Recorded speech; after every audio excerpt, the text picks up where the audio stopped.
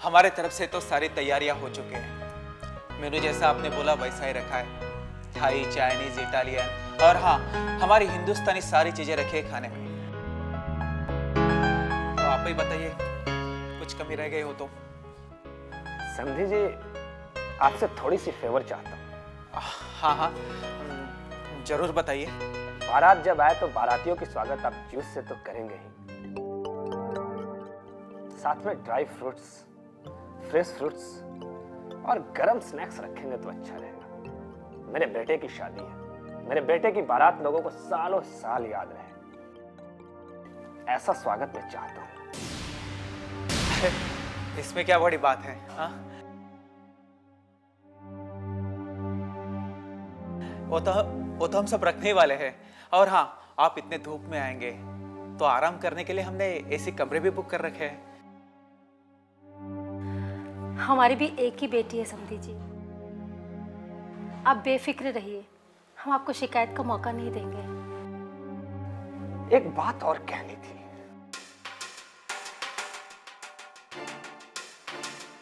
खाने में सूप के साथ आइसक्रीम, कॉफी सभी के लिए, हर एक के लिए होनी चाहिए।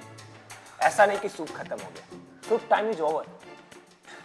भाई, हर चीज हर वक्त हर किसी के लिए मौजूद रहना चाहिए।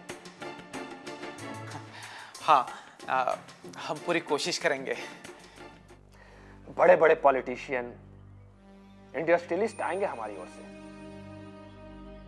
भाई, प्रदीप मल्होत्रा के बेटे की शादी है, देखिएगा ऐसा नहीं कि कोई कसर रह जाए। जैसा आप चाहेंगे वैसा ही होगा। समधी जी, आपने कुछ लिया नहीं? हाँ हाँ, लीजिए। चाय पी लेता हूँ, और कुछ नहीं चलेगा इसमें। मेरे माँ और पापा को तो सिर्फ मेरी शादी की पड़ी है, मेरी खुशी के बारे में तो वो लोग सोच ही नहीं रहे। उनके हिसाब से ये सारी चीजें ठीक होगी, लेकिन मुझे ये सिर्फ फिजूल का खर्च लगता है। कल जाकर मैं राज से जरूर बात करूंगी। देखो, मेरे मम्मी पापा हमारी शादी से बहुत खुश हैं। अगर उनकी इच्छा है कि हमारी शादी धूमधाम से हो तो होने दो उनकी ये ख्वाहिश पूरी।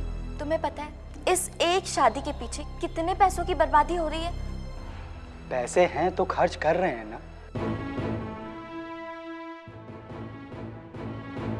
और इन सब से उन्हें खुशी होगी। मुझे कितना दुख हो रहा है ये तुम्हें नहीं दिख रहा है ना? रेनू, ये क्या हो गया है तुम्हें? देखो रेनू, सवाल मेरे अच्छे या बुरे लगने का नहीं है। इस वक्त पापा को जो अच्छा लगता है वो होने दो। हाँ, कुछ बातें मुझे भी मंजूर नहीं, पर ठीक है ना, ऐसा होता है। ऐसा नहीं होता है।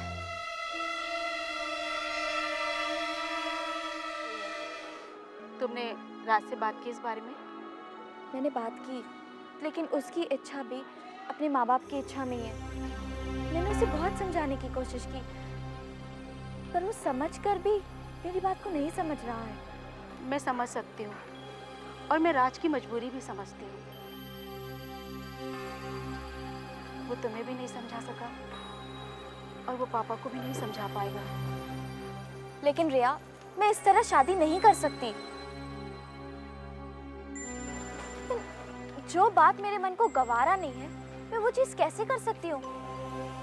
मगर रेनू, इस तरह से पापा को नहीं समझा सकते, वरना वो जिद पर अड़ जाएंगे। रिया, जो मेहमान हमारे घर में आने वाले हैं, उनका पेट पैसों से भरने वाला है, खाने से उनका पेट नहीं भरेगा। और जो गिफ्ट्स वो हमारे लिए लाएंगे वो सिर्फ स्टोर रूम में रहेंगे या फिर किसी को गिफ्ट देने में काम आएंगे। और वैसे भी वो जिंदगी भर तक तो हमारे साथ नहीं रहेंगे। फूल, फटाके, न जाने क्या क्या होगा। कितना फिजूल का खर्च है रिया। तुम्हारे मन में यही चल रहा है ना कि इन पैसों को फिजूल खर्च के बजाय कुछ अच्छे कामों में लगाया जाए? यही चाहती हूँ ना? यही सब चल रहा है ना तुम्हारे मन में? हाँ रिया, मैं यही चाहती हूँ। जैसे भूखे नंगों को हम कपड़ा दे सकते हैं, उनको सहारा दे सकते हैं, बेसहारा औरतों को छत दे सकते हैं। और जितना खाना यहाँ बर्बाद होता है, उतने खाने से कितने भूखों का पेट की आग बुझा सकते हैं। यही चाहती हो ना तुम? मैं यही चाहती हूँ। पता है, सिर्फ तू ही एक है जो बगैर कहे मेरी सारी बात मान लेती है।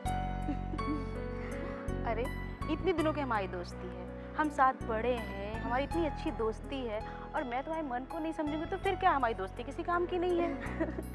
क्यों भाई, बच्चे की शादी है, आना जाना तो लगा रहेगा। हम लड़के वाले हैं, लड़की के घर पे नहीं आ सकते क्या? अरे नहीं नहीं, ऐसी बात नहीं है, आप तो आधी रात को भी आ सकते हैं। पर इस तरह अचानक आके आपने चौंका दिया मुझे। आना पड़ा भाई, बेटी की शादी है, मेहमानों का लिस्ट बन रहा है। मैं भी अभी वही चेक कर रहा था, कहीं कोई बाकी तो नहीं रह गया। हाँ, मैं ये बताने आया था कि मेहमानों का लिस्ट बढ़ गई है, 1000 लोग ज्यादा आएंगे। 1000? आपको तो पता है, हम तो ठाकुर लोग हैं, लोग तो बढ़ेंगे ही। कोई बात नहीं। हम चाहते हैं कि गांव से जो लोग आएंगे उनके खाने पीने का ध्यान रखा जाए। वो 2-4 दिन और रुकेंगे। 2-3 दिन तो बहुत ज्यादा हो जाएगा। देखिए, मैं खातिरदारी से इनकार नहीं कर रहा, पर अब इस जमाने में 3-3 दिन तक इतने लोगों को संभालना तो थोड़ा। देखिए समधी जी, ये राय बहादुर के बेटे की शादी है, इतना तो करना ही पड़ेगा। आपकी इच्छा के मुताबिक मैंने सारी तैयारियां कर ली हैं, पर यह सब कुछ ज्यादा लग रहा है। फिर भी मैं कोशिश करता हूं। हाँ, हर बाराती को शगुन चांदी के थाली में देना, ये हमारे यहाँ का रिवाज है। ये क्या कह रहे हैं आप? आइए हम बाकी की बातें सुलझा लेते हैं। अब इसमें कौन सी बात बाकी है, सब सुलझा ही तो है। मैं इतना सब कुछ करने के पक्ष में नहीं। ये सब तो सरासर पैसे की बर्बादी है। फिर अपने बेटी को अपने घर पे रखिए, शादी होगी तो इस तरह होगी, वरना नहीं होगी। अरे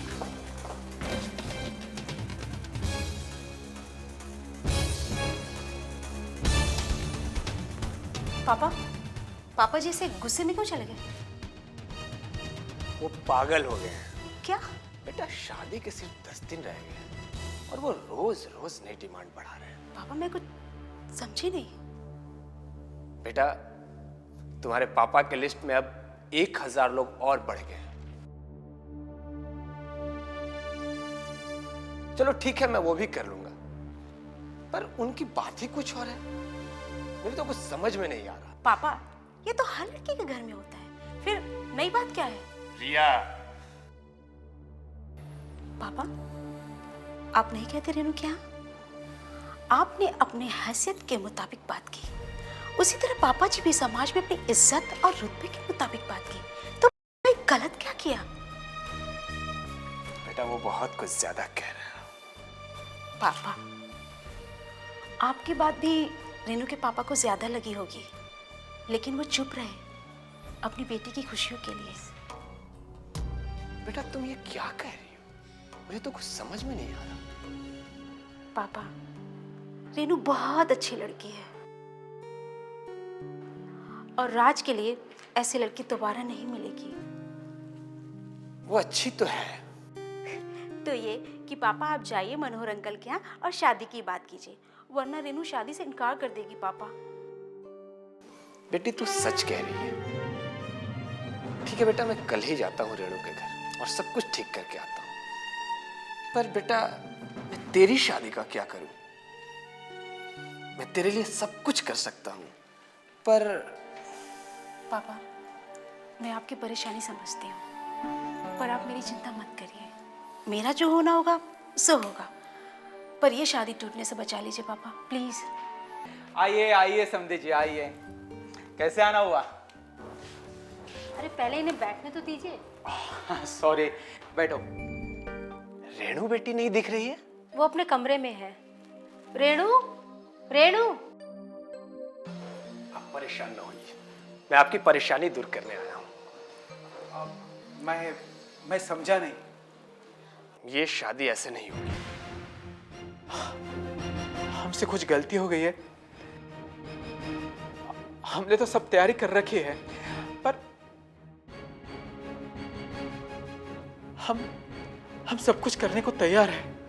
पापा, समझी जी, हाथ जोड़ के तो मुझे आपसे माफी मांगनी चाहिए।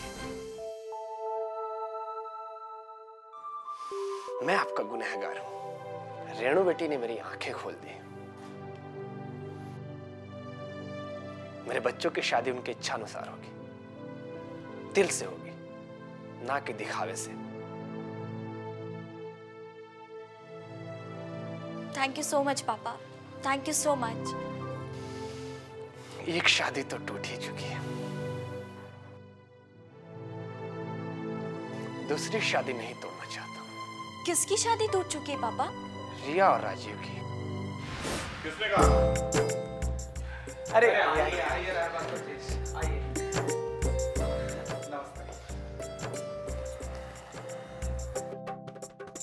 ये सब क्या है रिया? पापा कह रहे हैं कि रिया की शादी टूट गई। ऐसे कैसे मैं अपनी प्यारी बेटी को गवा दूंगा? ये तो हमारी खानदान की शान है। मैं अपने बहू को नहीं खो सकता। पर राय साहब, आप ही ने तो कल कहा था कि अगर इंतजाम नहीं हुआ तो ये शादी नहीं होगी।